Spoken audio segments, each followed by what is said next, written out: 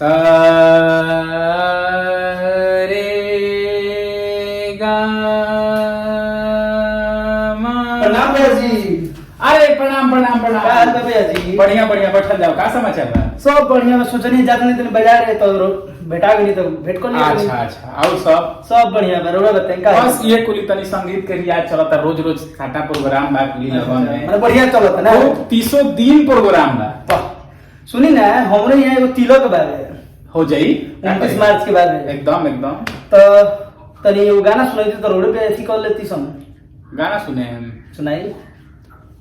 तो ठीक बा, सुन।